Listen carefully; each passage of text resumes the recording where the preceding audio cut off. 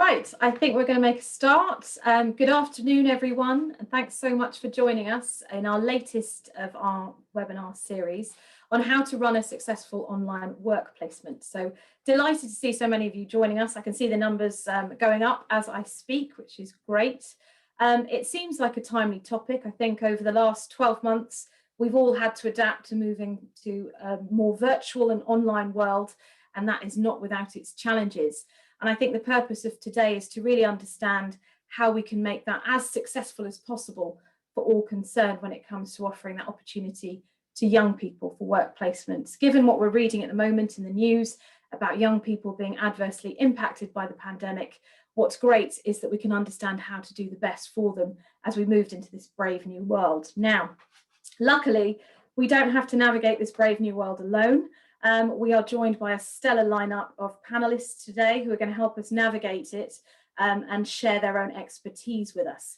So what you will see in today's lineup is a fantastic group of speakers. I will do a more in-depth introduction of all of those in a moment, but I'm delighted to say that we're joined by Klaus Alyon and Jason Andrews from the world of business, who will be sharing their own personal experiences of actually setting up and running online work placements and hopefully sharing some of those challenges too.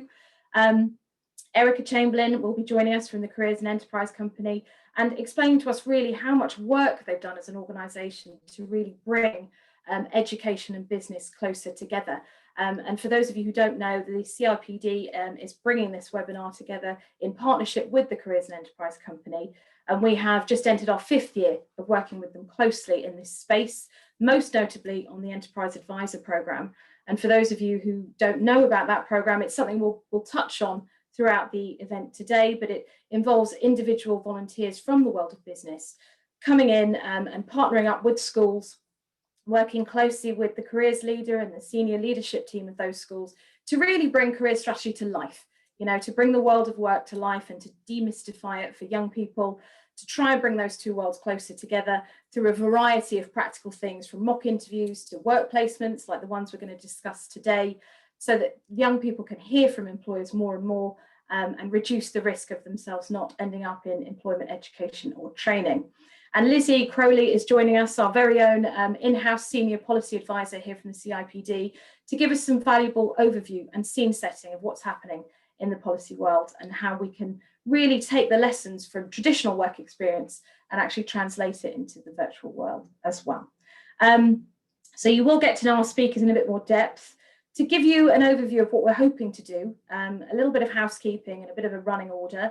Once we get going with the event, I'm going to invite each panelist in turn to unmute and give us a few minutes of an overview and a scene set to share their own personal insight and overview.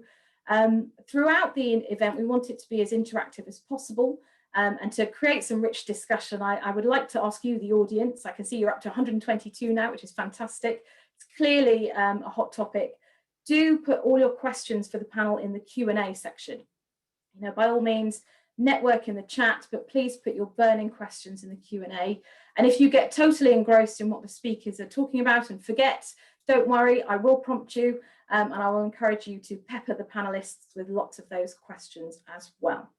The recording from today's event will be available later on our website, so you'll be able to follow that if you've missed any bits, or if you just want to re-listen to it a second time. And we'll also be furnishing you with a very handy document filled with hints and tips and tools and techniques and some of the rich discussion from today, so that you can take away lots of those learnings with you and hopefully be inspired to take some of this forward. So in a moment, I'm going to get things started, but just worth reiterating, we talked a little bit in the introduction about the strange new world that we live in. There are lots of ways that the CIPD is supporting its members at the moment. So you can see here lots and lots of different member benefits that are available to you. By all means, avail yourselves of those because they are kept up to the minute. There's content, there are hubs to support you. And we really think now more than ever, these are things that you may well need. And I also wanted to flag our new Wellbeing Hub and Helpline for members in UK and Ireland. So together with Health Assured, we are offering unlimited free supportive help to our members 24/7, 365 days a year, with qualified therapists. So that is something you can access through the member benefits page as well, should you need to. So lots of support there. Do take us up on it. And then the final slide you will see is just an overview of the Enterprise Advisor Programme. I did touch on it earlier. We'll talk about it a little bit more throughout the event. And Klaus, one of our panelists, is actually wearing two hats today.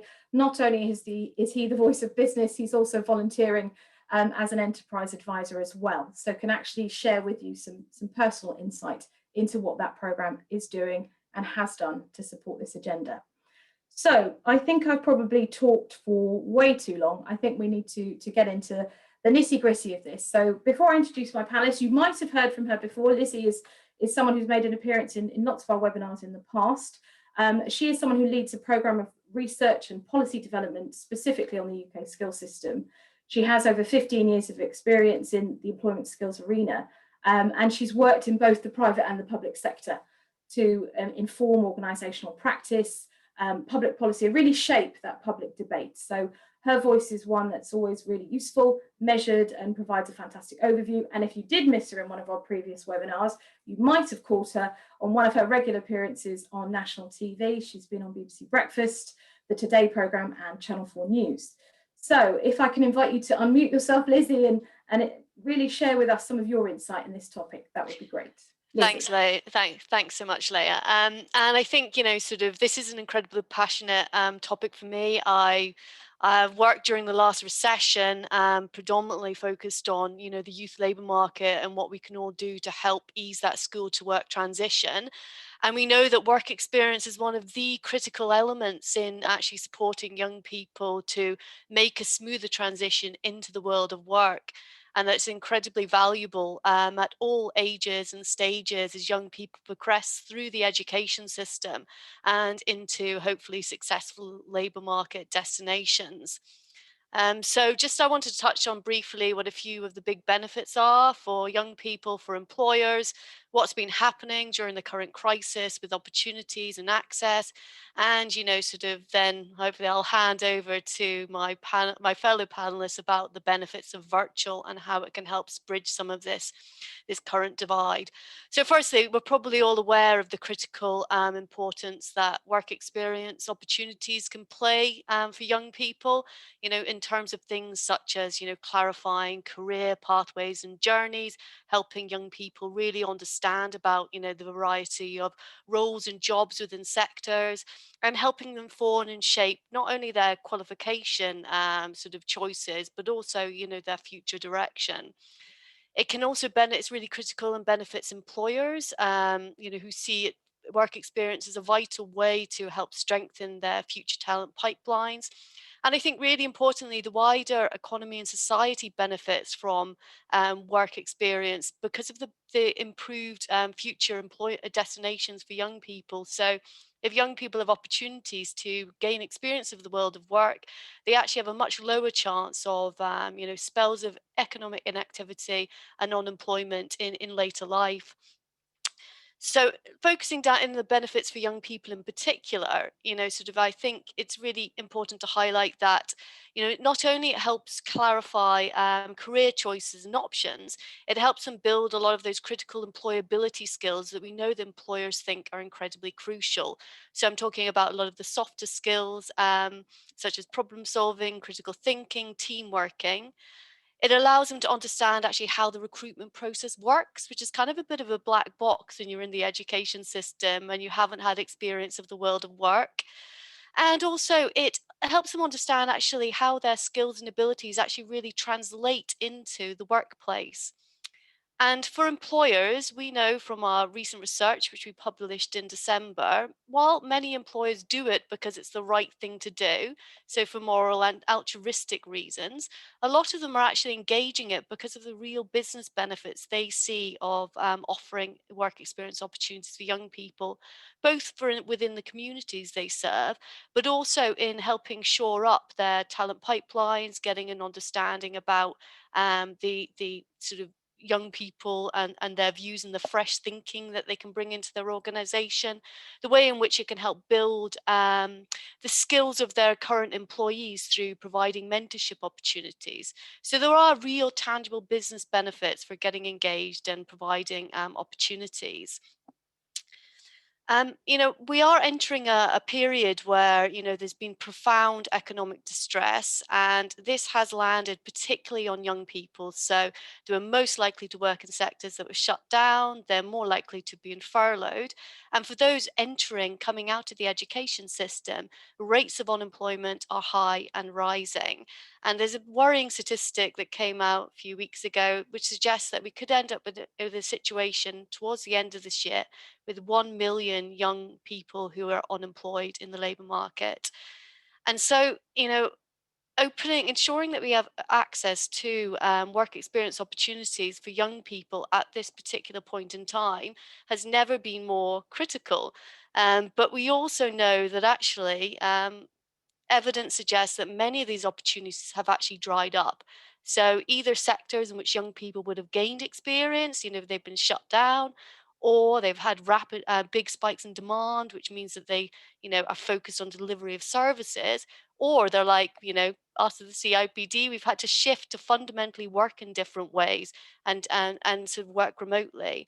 And our research backs this up. It actually suggests that over the course of 2021, just 14% of employers are expecting to offer work placements for school leavers, school students or FE students, and just 1 in 10 are looking to offer work experience placements for the unemployed, and that's a considerable drop from what they were providing in the pre-pandemic environment. And obviously, there's also a high degree of uncertainty amongst employers about what they can do over the coming year. So creating virtual work experience placements is one of the possible ways that employers can actually support young people access vital opportunities during this challenging time. But it also has a critical role to potentially play in the future too, to overcome things such as geographic and transport barriers to access, to enhance social mobility and workforce diversity by actually allowing a larger number of young people to access opportunities no matter where they live and what their background are. And many of the fundamentals about what looks good in a virtual work placement, sort of are the same as what works well in an in-person placement. So, having your induction processes in place, a proper project plan and a task plan, those fundamentals, ensuring that there's supervision, mentoring, feedback, and at the end of the placement, the support's there to allow young person to be able to transfer what they've learned into, a CV, mock, and using kind of mock interviews and so on. However, we also know, as with learning in general, not everything that works well in an in-person classroom translates well into the virtual world. And there can be particular issues with virtual around technology, as well as engagement and retention. So that's why I'm really excited to be joined by our fellow panelists today to really get an understanding of actually what looks good with virtual work experiences, and how we can use them to support young people feel confident about their futures and their future careers at what is a very challenging time. Thank you. Thank you, Lizzie, for that fantastic overview and scene set. So I'm going to introduce you to our second panelist, who is Erica Chamberlain. So Erica is the Senior Employer Engagement Manager at the Careers and Enterprise Company. So really, Erica's role is to work with businesses across the country to understand that talent pipeline piece, the requirements, and then guide those organisations on how best to work with schools, colleges and young people in their local area to really build awareness of the roles in their own organisation and the wider sectors that they work in, and develop that aspirational piece of the young people of where they can actually aim for. So prior to working at the Careers and Enterprise Company, Erica was at City, where she worked in community development and focused very much on maximising employee volunteering and giving. And obviously she works very closely with us on the Enterprise Advisor Programme. So Erica, I'm going to invite you to unmute yourselves and share your overview of this particular topic. Great, thanks, Leah. I'm really grateful to be here today on such an important topic. Just echoing what everyone else has said so far, it's so important that young people can get these experiences of the workplace at this time. So anything that we can do to support you to provide those experiences, whether that's as an enterprise advisor or whether that's as an employer, we want to do everything we can to support that happening. Just as a bit of a background to the Careers and Enterprise Company, we were established by government to transform the provision of careers education and advice to young people across England, really by bridging that gap between education and work. We work with schools and colleges and with employers to inspire young people about the opportunities available to them. And as Leah's mentioned, we run the Enterprise Advisor Network, which is the volunteers from business who support the school leaders to develop that effective careers programmes and really prepare young people for the world of work. So CIPD is one of our key partners, and we've been working with them since 2016, and we're really doing that around recruiting those enterprise advisors from the membership to work with and support those careers plans and supporting fulfilling careers, but also supporting EAs to really use their networks. So that's a really important part, to create more employer encounters, and that will include these experiences of the workplace. And then also the third part is enabling EAs to provide that information to schools and colleges and support students with those careers options. So really looking at that labour market information and making sure that that is enabled throughout the network. So I'm really happy to be here, as I said, to talk about this today. It's a really important element of the work that we do. In terms of how EAs will work, they will work with the school or college for a minimum of a year, and they'll be working with that careers leader to really assess how they're building a progressive careers programme. And as part of this, they use something called the Gatsby benchmarks. Now, these are 8 benchmarks that schools use as a framework for providing their careers provision. So today we're talking about virtual work experience and experiences of the workplace. It'd be good just to tell you how it's defined by benchmark 6, just as a starting point before we go into detail. So as part of the Gatsby benchmarks, it's benchmark 6 we're focusing on, and every student should have first-hand experiences of the workplace. And this can be through work visits, work shadowing, or work experience. And this is to help their exploration of careers opportunities and to expand their own personal networks. So in the benchmark, it says that each young person needs to have one of these experiences before the age of 16, and they'll need to have a second one by the time they're 18.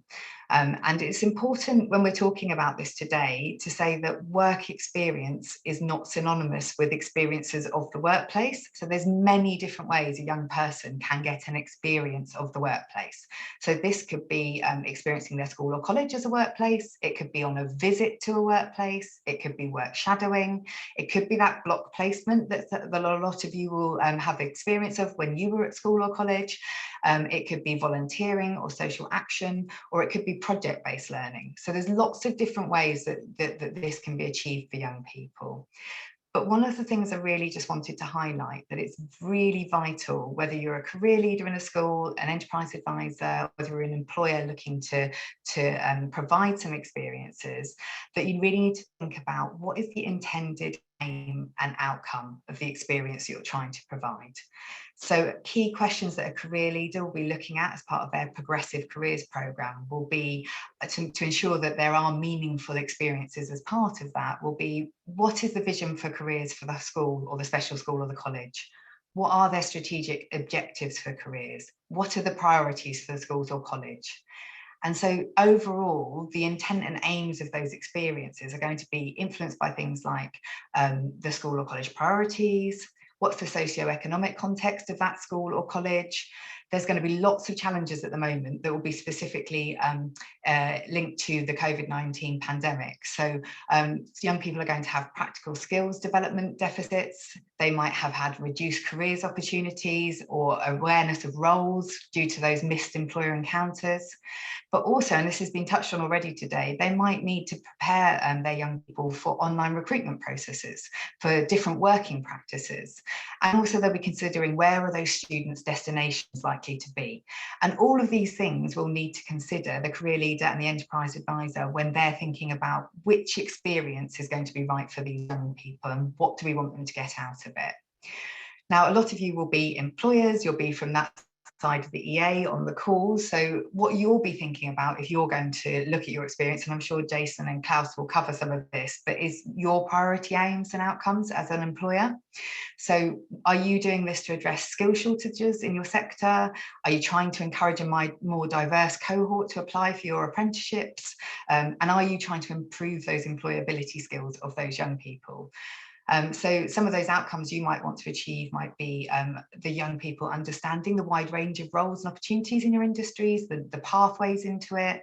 They might be wanting to develop a breadth of employability skills. So that could be through like a design-based project, client briefs, really bringing your workplace to life. And you'll be looking at a future talent pipeline.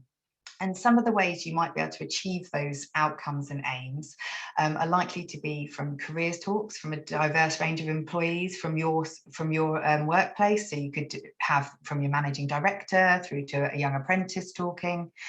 You might have some specialist input on a project you set.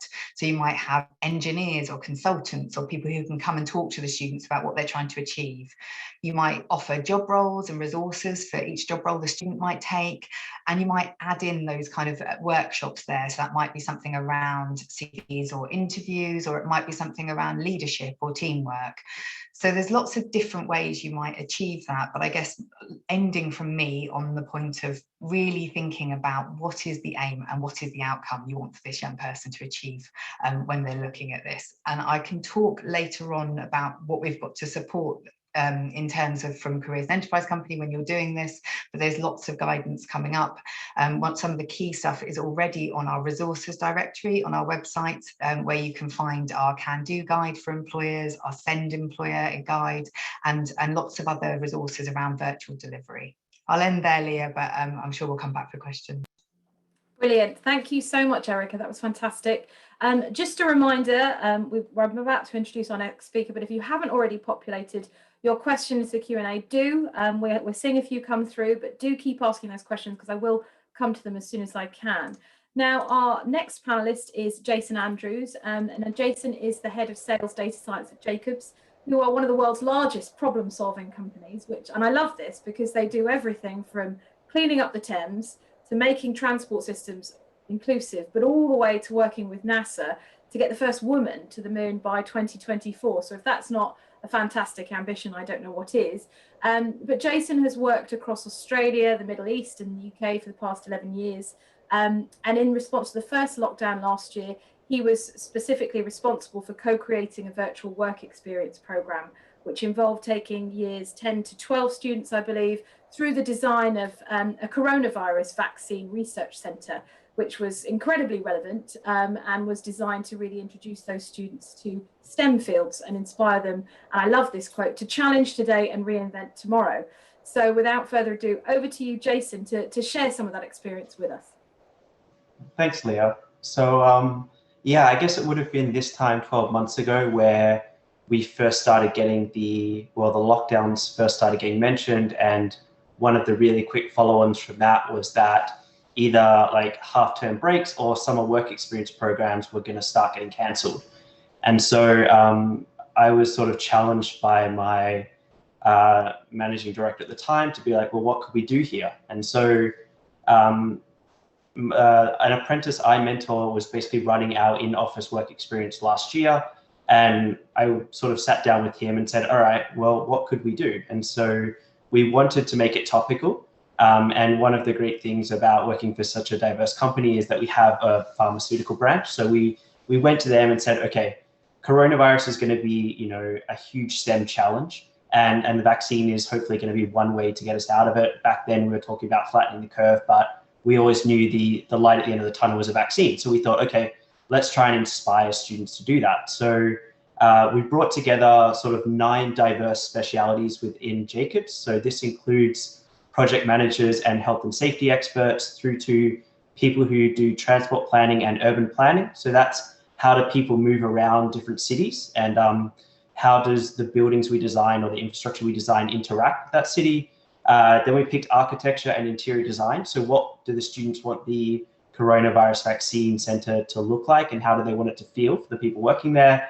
And then we also included structural engineering, mechanical engineering, electrical engineering. So how would the building stand up? How would we keep it the right temperature? How would we keep it powered? And at the very end of the program, we brought together someone from our talent acquisition team, someone who joined Jacobs through an apprenticeship route, and someone who joined Jacobs through an undergraduate degree or a master's degree, so that, to the point that Lizzie and Erica raised earlier, we could just show them that there are lots of pathways, and it really comes down to what is best for you, your career goals, your personality, the work-life balance you want. And so we got the team together, we sort of created this whole thing in about 4 weeks, and then we sort of followed a very lean startup approach to get it going. So the first time we tested it, we only had 7 students, and to get those 7, we basically put a message on our internal Microsoft Teams board to say, all staff working at home, if you have a 15, 16, 17-year-old who's interested in STEM, could we please borrow them for a couple of weeks to test this program?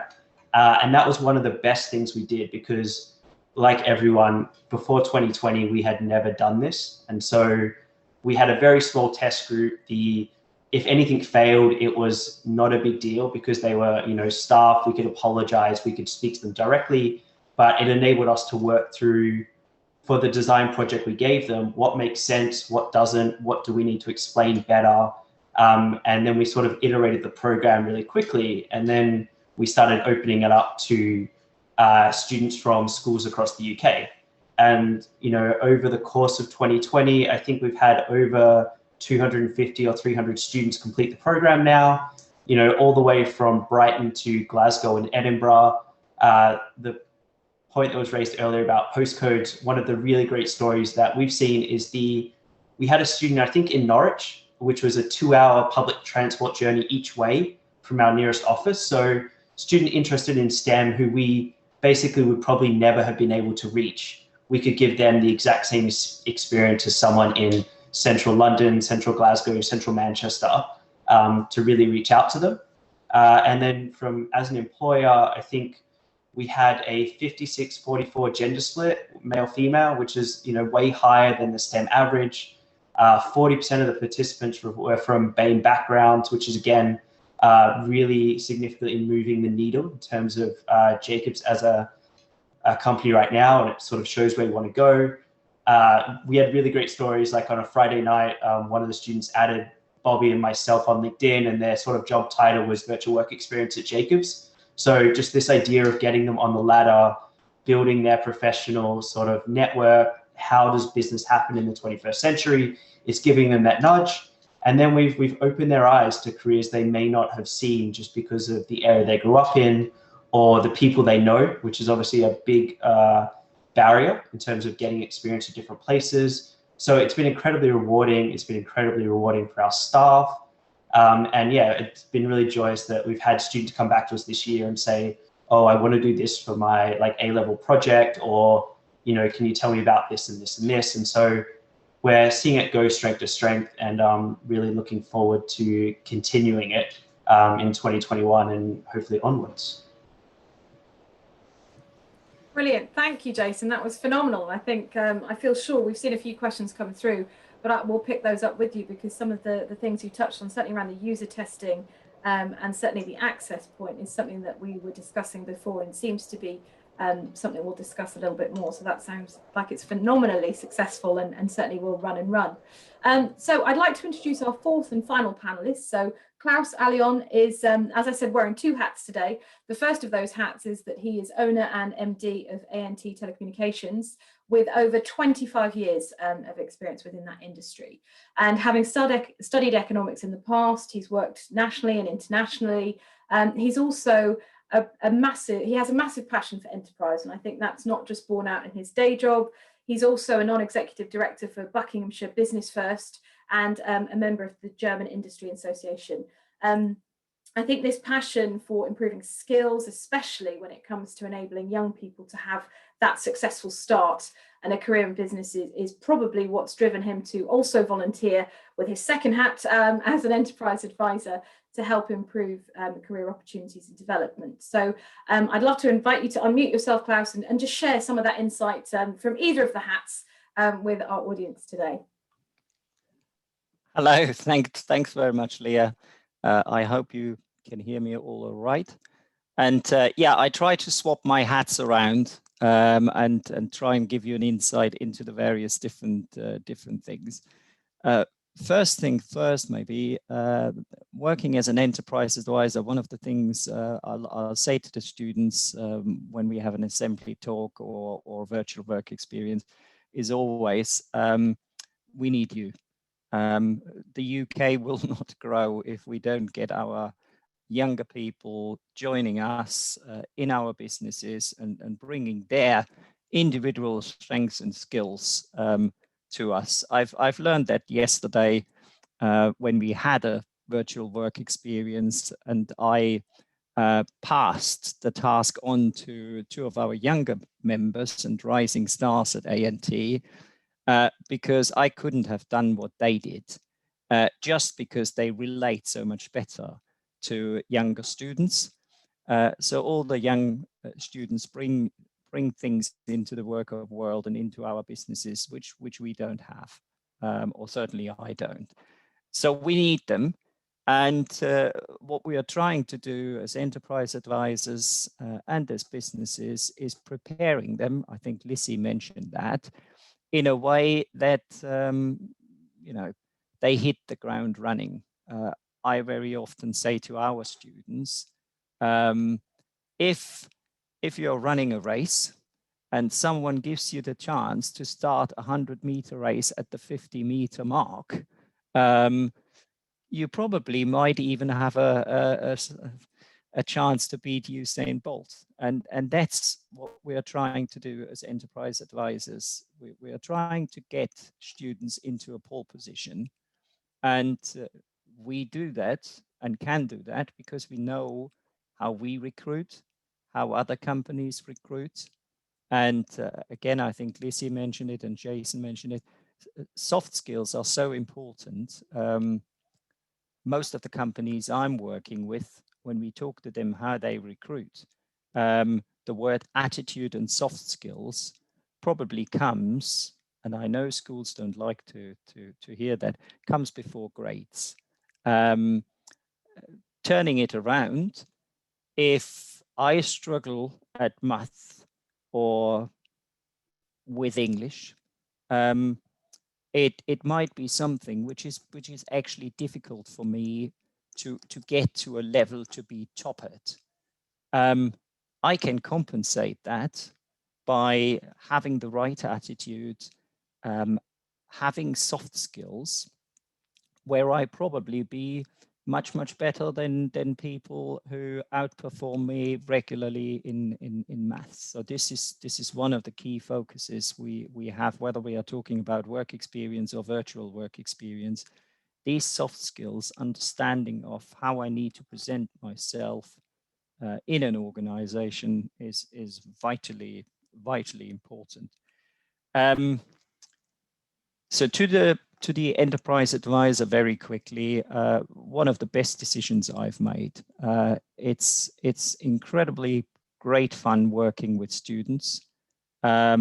It's not a hard job. If you're thinking about becoming an enterprise advisor, just go and do it. You are easily able to do that alongside your job.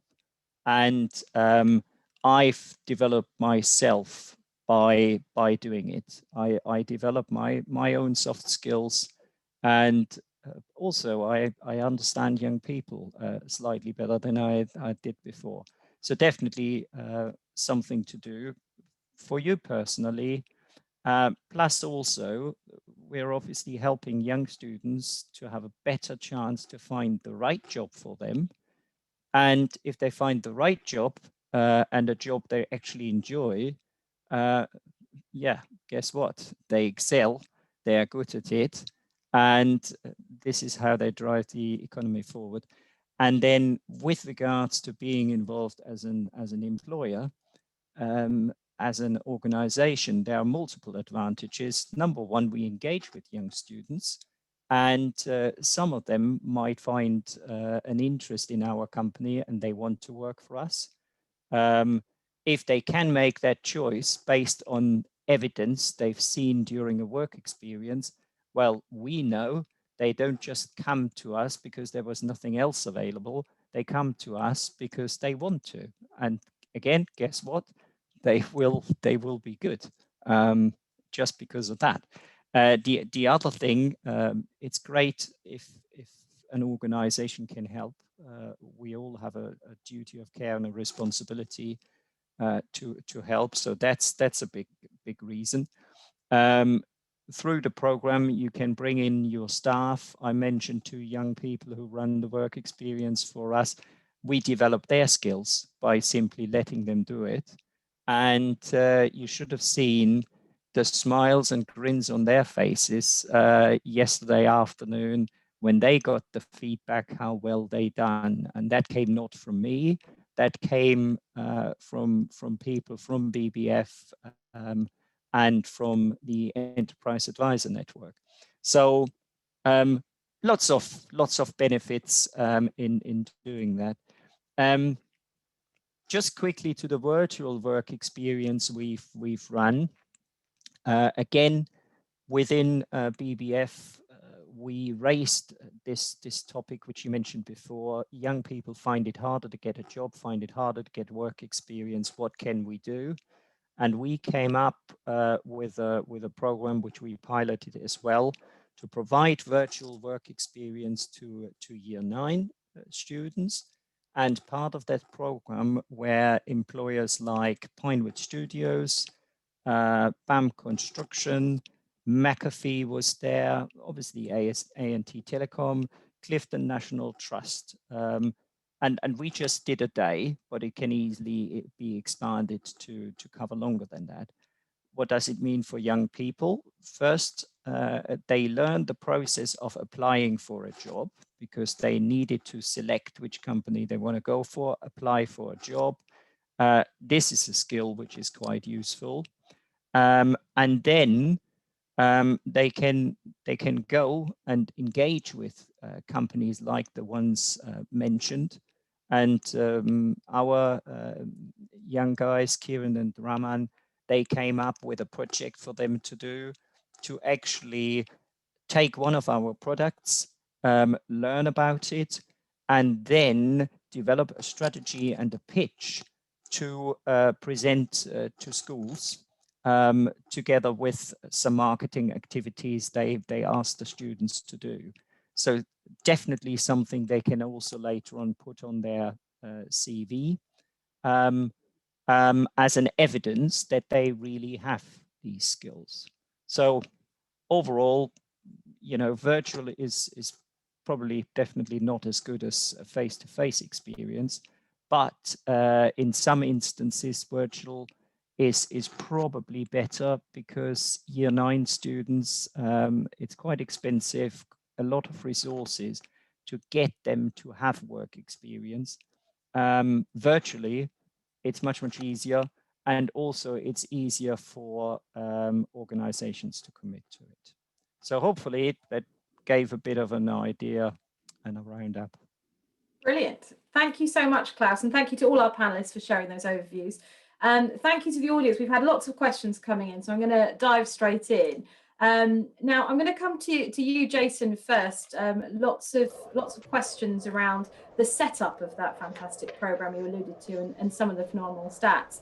The first is more about access. What's one of the questions we have here from Livy Chan is around reaching out to students nationally. How did you go about it? Did you put an advert up on your site? She'd love to hear a little bit more about the application process too. And then I've got some questions around some of the challenges too afterwards. Yeah, so in terms of reaching students, I think we had 3 main elements of our funnel. The first was where we have enterprise advisors like Klaus, so people who have contact with certain schools across the UK. That was one way that we could get the message out, that we had a program. We put together a 1-page summary that explained what they would do, what we hoped they would get out of it, the time it would take. The second was the Careers and Enterprise Company. So Erica, they have a bulletin that I think they send out to their network every couple of weeks or every month. They put a really short paragraph in that said, look, Jacobs is doing this program. Please contact Jacobs at Jacobs virtualworkexperience@jacobs.com or whatever it was. And so we had a lot of requests coming that way. And then there are also a lot of charities now also involved to really help you with this process. So Speakers for Schools is one, Engineering UK is another one specific to our industry, where you can put up your program, so what it is, and then the students, a bit like Klaus said, self-select. So they do a job application. You can put the questions you want them to answer. So we might say, you know, what's your favorite engineering accomplishment or your favorite building and why? And then you can sort of select the students you want. And these different portals collect different information. So if you want to go after a specific city, if you want to target students on free school meals or the most disadvantaged students, it allows you to do that. So we were able to sample from that group at a much higher rate because we could reach them. And so those were the three ways we did it. This year, we've also collected the data so we could reach the students, the schools again more directly. And so we'll probably do all three approaches again this year, now that we have some certainty around what's happening with school openings. Fantastic, thank you. And we've had a couple of questions come through from two different participants, and I'll direct them at you, Jason, while I've got you on the line, and then also Klaus. It's very much from the employer perspective. What are the major challenges and barriers that you're encountering when you were launching something virtual as opposed to the more traditional work placement at work experience? What was the sort of pushback you were experiencing? For us, we were quite lucky. I think the pushback was really like, can we do this? You know, this imposter syndrome of we don't have these skills. We've never done this before. Getting a lot of our team to feel comfortable recording themselves. So we created some video lectures so they had to record themselves. That was a big challenge. And then the sort of, would anyone want to do it? You know, we thought it was interesting, but would we be able to reach students? I think now there's a lot of really good infrastructure around to do it. We use Microsoft Teams. So just as a company, we use Teams. What we do is we set up a private Teams site that only the students get added to, and then our facilitators, and we use that to upload all of the content, the live Q&As. We do like this Zoom session. So we can share our video and audio, and they can type in the chat to sort of mitigate safeguarding risks. Yeah, and then it's sort of been scaling the program. So we started with 7, and then we did 20, and then we did 40, and then we sort of stayed at 40, and then we tried 100. So we're just learning how many students we could take at one time, and while making sure they have a really good experience. Brilliant. Thank you for that, Jason. Klaus, were there any other challenges and barriers you encountered that you wanted to share? Yeah, not necessarily barriers, but certainly challenges. Number one is running a virtual experience with students on the other side on a laptop obviously requires them to be in a position where they have good broadband and also have the equipment. We had some students who had one of the laptops provided by a charity or government program without camera, one even without microphone. So this is definitely something which needs to be addressed, because there is so much more engagement and so much more fun if we can all see each other, have the cameras on, and we can all interact. So it's more the IT in the background that is a challenge. To a certain extent, I think virtual work experience can fill a gap because it's easy, as I said before, for schools, especially with younger years, to send 120 year 9 students into virtual work experience. Then it would be to have real work experience. We as a company, we could probably not accommodate 6, or well, probably we could 6, but when it comes to higher numbers, we couldn't accommodate the amount of students on a virtual program. It's easier. Also, you can record, like Jason said, content. So some of the things you do in a real work experience, you have to do again for the second one. some of this content can be reused. You can have it recorded. People can, even if they haven't attended the event, can later on take part in the learning of some in other ways. So there are good and bad things, and I think it's here to stay, and we have ways to improve what we've done so far. Brilliant, thank you, Klaus. I think you said the right thing, leading into another question, that it's here to stay. I'd like to pose this one to Erica. I think you've already answered it in the Q&A, but it bears a little bit more discussion. One of the questions we had from Leonora was that lots of companies are returning to work, they're changing their way of working. It will be this kind of hybrid mix of some home working and some office-based working. What do you see doing with that sort of change? Do you think employers will have to flex the offering and do the same with work placements potentially? I was answering in the chat really based on my experience of what employers are saying at the moment. I mean, face-to-face experience is always going to be important, and that won't change. Young people need to know what the culture feels like, what it's like when you walk through the door.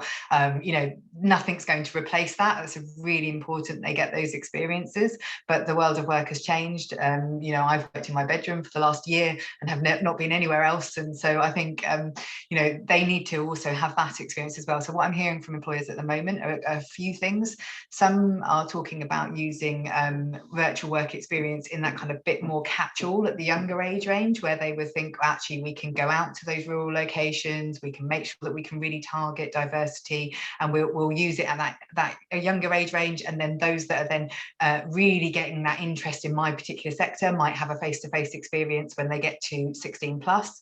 Others are talking about having a blended within one experience. So you might come in and you might have those talks that are virtual whilst they're in the classroom. You might set your project, they might start working with their team, but then they'll come into the workplace to complete those presentations, perhaps have a group of employees who will give them feedback on that at that point. So I think that what I'm hearing is it's here to stay from an employer's point of view, but it's about how can we make sure those young people still get that face-to-face experience as part of it, but how can we maximise reaching as many young people as possible. So I think there'll be a range of ways that people use it. Definitely. And just picking up on a point that, coming back to what you were talking about, Lizzie, at the very start about the huge benefits of work experience and the tangible benefits. And again, it's something you've alluded to directly to somebody who's asked a question, but where people go to see that evidence base and look and where they can read to see that is true. It's a business benefit and also a benefit for young people. You've cited a few things. Is there anything else you'd want to add? I just think one of the key reasons why they're increasing the kind of one of the pieces of evidence they use around increasing employer kind of engagement and encounters at school is, this is a big piece of research done during the last recession, which, highlighted that actually there's a lower chance of being NEET once you leave the education system. We also know from, sort of the evidence from international examples is that in those economies which actually have a stronger vocational system and a connection, so more or either more young people having Saturday jobs or working part-time, there are actually rates of youth unemployment and long-term youth unemployment in particular are significantly lower. So, there's some really clear kind of linkages there in terms of the business benefits, because actually if you think about throwing a stone into a pond and the ripples, you can see the immediate strong ripples that actually sort of the benefits to your employees and the kind of mentorship opportunities that they're provided with. When you begin to think about some of those longer term, so potentially a young person who maybe 5 years after having their experience with you will come out of further or higher education and then apply for a job, they're harder to track. But businesses tell us that's why they're doing it.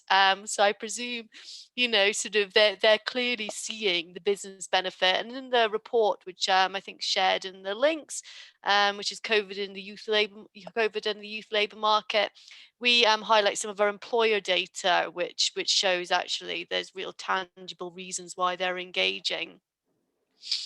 Yeah, definitely. Thank you, Lizzie. That's really helpful. I'm going to direct my next question towards you, Erica, but I appreciate it's quite specific, so it's more of a generic thing. We've had a great question come in around the fact that work experience can really help with breaking multi-generational worklessness and inspiring young people. But sometimes careers can be difficult to embed in a school environment due to conflicting agendas and that real focus on attainment. And as Klaus said earlier, that focus on grades rather than the soft skills. What can businesses do to support schools to encourage careers that will be on a par with attainment? So it's a difficult question, Erica, but are you hearing from schools that there are things that their enterprise advisors or businesses that they connect with could do more of to sort of raise that focus of careers and support them in doing that? I suppose the first way I'd always go back to that enterprise advisor role, and really our enterprise advisors are supporting our careers leaders to make sure that that programme is throughout the whole school and that all teachers are aware of it, that they are aware of the importance of that, and that the governing body and the senior leadership team are pushing that through the whole strategy of the school, and really looking at what do these young people need in this particular context within our economic recovery, within our school recovery plan, to make sure these young people are getting the experiences they need to build up to that role and to that aspirational piece. And so that will be a series of interventions throughout that careers programme and strategy. And then in terms of businesses, I guess, you know, supporting as much as they can in terms of that local labour market information, like what roles are there going to be? So, you know, I mean, often we talk about the fact that, you know, the people that are in school now, a lot of roles aren't even available yet. We don't know what they're going to be. But actually, if you can support the careers leaders in schools and the teachers to understand where are the growth sectors, what is the local labour market information saying, and how can these young people then think about those aspirations within those sectors that are growing, and using the skills that they have.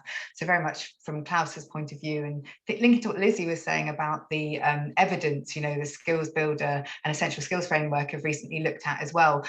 If you're looking at those essential skills, you're more likely to earn more when you're older, and if you've built those. So again, helping each young person see how they can build those skills throughout whichever sector they're going to go through, because again, transferable skills will be everything in the future, and they may not stay within one sector. So I'd say supporting teachers, supporting as an enterprise advisor, supporting senior leadership team, but also just creating more of those opportunities and that information locally. Definitely. And just staying with you for a minute, Erica, and I think this is a relatively quick answer if I'm right. We've had a question in from Simon, who's asked, do the enterprise advisors work within the juvenile detention system? So young people who've fallen out of the system and need access to something like this. And I know that they've worked with pupil referral units in the past. Am I right in thinking that the network still accesses young people in that way, in that area? Yeah, the network. So we have enterprise advisors that are matched to pupil referral units across the country. So that would be the way that we would support those young people, and those enterprise advisors would support the school and college there. Fantastic. Just coming back to you, Jason, if I may, there's been a couple of questions around the sort of best practice piece around running a virtual work experience programme. And we will share a document which has lots of hints and tips afterwards. But are there quick tips you've got around onboarding people in that environment? And also a great question around, you've got young people who might not be very confident in a virtual environment. Any tips for that? And then if we have time, I'll come to Klaus too. Yeah, so I might answer them backwards because it's a little bit easier. So the way we decided to run the program, the students didn't need to turn on their video. So we tried to reach more students. One of the trade-offs was that we couldn't have 100 videos on at the same time. One of the benefits of this is that there are certain neurodiverse students who find group situations challenging. They find working with new people challenging, so they can actually get a lot more out of the program. And so we had some parents reach out to us and say, my son or daughter has signed up, but just so you're aware, they have this condition, and they actually enjoyed it a lot more. So I think we will end up at a hybrid model where there'll be people there, but just I wouldn't discount the fact that you may not have to be on camera to give them a really good experience. Some students are happy just to listen and do activities and listen to experts talk about their careers and their career choices without ever having to present.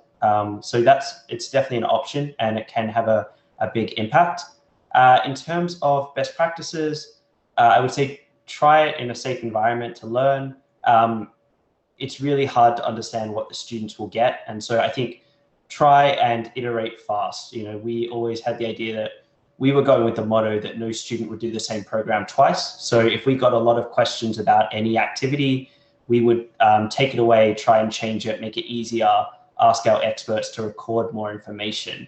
And then we would test that on the next group and see, like, did we get feedback that this activity was too hard again or not? And so we are always improving the program. So the final version last year looked very different to the first version. And I'd say that's probably something to keep in mind, because it's very hard for us to understand in this environment what works, as I think as much as schools are learning and students are learning how to do this by Teams and Zoom, still hard as a business to know where that level is even now. Thanks, Jason. I'm just conscious of time. So what I will do with our illustrious panel, even before we wrap up, is just ask for any final thoughts or comments from each of you. And then I will do a wrap up so that we can let you leave in good time. But I'm glad we've had so many questions. So Lizzie, any final comments or thoughts from you on this topic, or any key takeaways for people? Just very briefly, please do get engaged. It's absolutely critical if we're going to help young people during this challenging time. Just also, I'd like to, I know Erica's mentioned Skills Builder, and we've been working with them for a long time via the Essential Skills Task Force to kind of come up with a kind of measurable and strong language about these softer employability skills. So I do recommend you go check it out. We've co-produced a guide with BITC and the Skills Builder Partnership for how to embed those skills within a Kickstart placement. A lot of that, you know, could be translated into the virtual work experience world. So yes, I do recommend you take a look at that. Brilliant. Thank you, Lizzie. Erica, any final thoughts from you? Just really a thank you to everyone for giving their time and engaging. I know how difficult it is at the moment, but this is so important for young people. If you need further help and guidance, just to let you know, we have got a Make It Work week that we have got happening. Part of this is supporting careers leaders and making sure that they are up to date on benchmark 6 and experiences of the workplace. But it will also cover one session on the 25th of March, and I can send the details to be sent out. But this is particularly for EAs and employers, and it will be covering more of what we've been talking about here, and the virtual and blended experiences. But what it will also cover is a new resource we've got coming out, which I've mentioned already. So that's going to be a microsite with lots more information that will support you on this and examples. So just even if you can't make the session, just to let you know that's coming, and we will support you in any way we can to achieve this. Fantastic. Jason, anything from your perspective? Any hints and tips? Just probably two things I would end on. One is that there's a youth charity called Young Minds, and in a survey they released, I think 80% of students think COVID has made their mental health worse. So anything you can do to support them is appreciated. And just following on from that, don't think it has to be perfect, in a sense that we're a business too. You know, the things that we do for our work experience are not 100% polished, that we're not selling to clients, but students can still get so much out of it, because the insights you're bringing are your experience, your perspectives, your viewpoints. You don't need to have the most amazing Word document or PowerPoint slides that are fully polished. And so don't build it up so much that you're selling to a client. These students will get a lot out of it because you're introducing them to things they haven't seen or heard before, and that's the value. And so, yeah, just don't build it up so much that you don't take the first step. Fantastic. And Klaus, the final word from you? Yeah, Ben, if you're an employer running a company or working in one, please, if you're not already engaged, get engaged. I mean, you've heard the reasons, and a lot of the benefits are for yourself and for your organization. A quick thing, careers in curriculum was one of the questions. Virtual can help here as well. So there's still a lot to do for us at Enterprise Advisors to help schools with that and work with schools on that. The benefit is it makes some of the dry subjects a little bit more relevant for the students. And also, we can help with regards to parent engagement, because that's also quite important. to have the parents understand what help is out there for their kids and children, and how they can help and even get involved in. So there's lots to do. Yeah, and absolutely. lots of fun to be had. Thank you very much. So I think it's been a fantastic hour and lots to get in. I hope we got to most of your questions, but just as a reminder, we are going to be sending out a very handy document with some of those useful links, referencing some of the points that Erica and Lizzie made, some of those links, and also capturing some of the best practice that both Klaus and Jason alluded to. So it just remains for me to say a huge thank you to our panelists, to Jason, to Klaus, to Erica, to Lizzie, for such a rich discussion. The recording will be available later on today, and hopefully we will see you at one of our future webinars again. So keep safe and well, and thank you very much for listening. Thanks, bye. Thank you. Bye-bye.